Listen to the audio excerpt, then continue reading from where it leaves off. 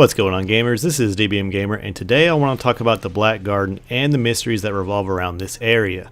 But before we get into that, I want to give some shoutouts to Peter Miles, Amy Longfield, Joseph Shue, Foxtrot6624, Ethan Dark, Kevin Zimmerman, This Guy Ha, and JJ Fletcher.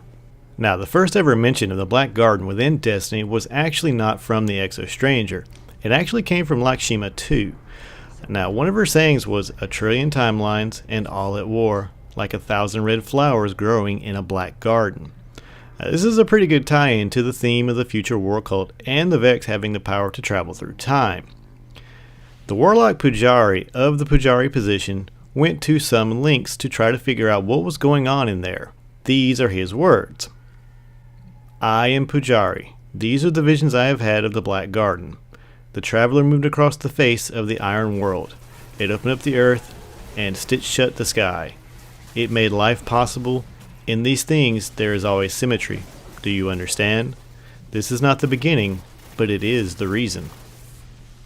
The garden grows in both directions. It grows into tomorrow and yesterday. The red flowers bloom forever. There are gardeners now. They came into the garden in vessels of bronze, and they moved through the groves in rivers of thought. This is the vision I had when I leapt from the shores of time and let myself sink. I walked beneath the blossoms. The light came from ahead, and the shadows of the flowers were worlds. They said things, but I will not write them here. At the end of the path grew a flower in the shape of a ghost. I reached out to pluck it, and it cut me with a thorn. I bled, and the blood was light. The ghost said to me, 'You are a dead thing by a dead power in the shape of the dead. All you will ever do is kill. You do not belong here. This is a place of life.' 'The traveler is life,' I said. 'You are a creature of darkness. You seek to deceive me.'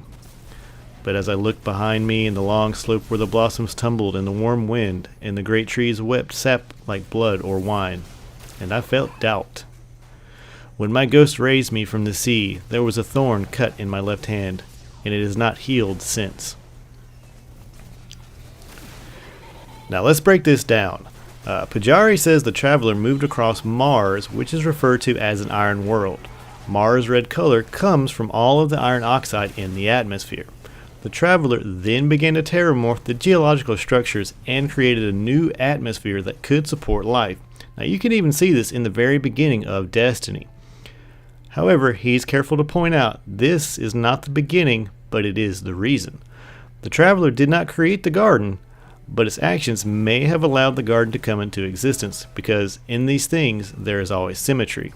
He also points out that the Vex, the Bronze Gardeners, occupy the area.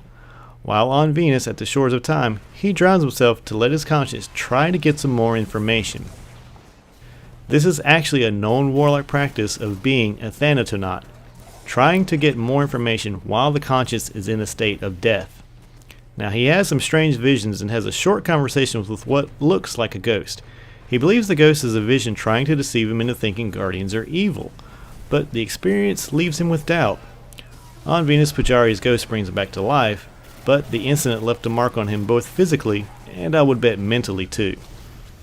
Many times I have been with my own fire team before entering a room and I've said, "Okay, let's kill everybody in the next room, but remember, we're the good guys." Now, there is symmetry to the universe, and there may be symmetry in violence. To have that vision in a place that extends both forward and backwards through time, it's food for thought. Now, beyond the towering Meridian Bay Gate lies the Black Garden, adrift in time and space, and within the garden dwell the Vex of the Soul Divisive, frozen in rapture. There is precious little insight to the Divisive's behavior. They seem central to the Vex actions in the solar system. The garden is clearly a place of enormous power. Legends and field reports all indicate that the Divisive Vex behave religiously. Now, why would a hyper-intelligent, time-spinning thought mesh exhibit religious behavior? The answer seems as obvious as it is chilling.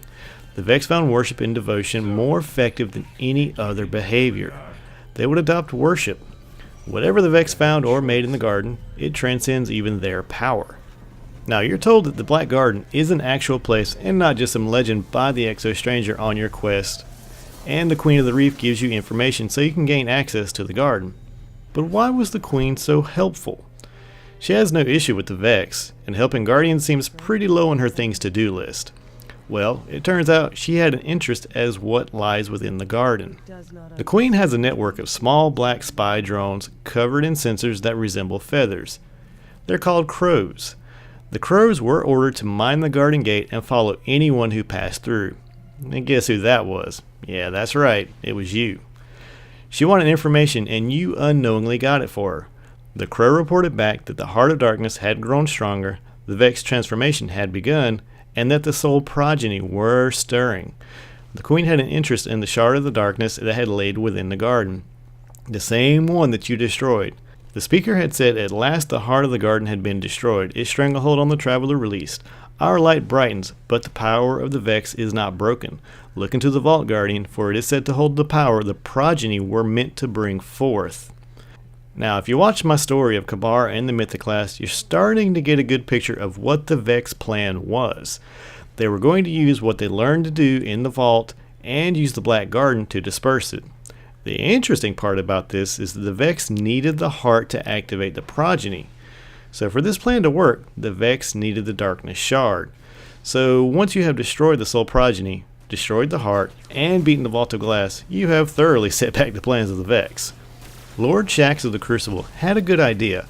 In an area designation called the Pantheon, fearing that the minds which live within seek to return, he set up shop here so that Guardians could master the ins and outs of the Vex-controlled landscape, and keep watch should any Vex find a way back.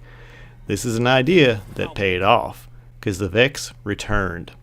Maya Sundarish, a scientist on Venus of the Ishtar Collective, had an interesting theory. He had said that we are starting to believe that time is home to the Vex, and somewhere in those unmappable voids dwells their undying minds. Well, Akora Ray had warned, the Black Garden may not stay among us for long. Something has begun to repair the schism torn by its destruction. Vex now flood the garden channels to protect it. We must stop the Weavers before they seal the garden and begin to summon back its heart. Well guys, one of these Weavers has been named. It's known as the Undying Mind. Alright guys, that's all I have for today. If you like this type of content, just hit that like button or leave a comment, or if you want to see more, just hit that subscribe button. But as always guys, have a good one.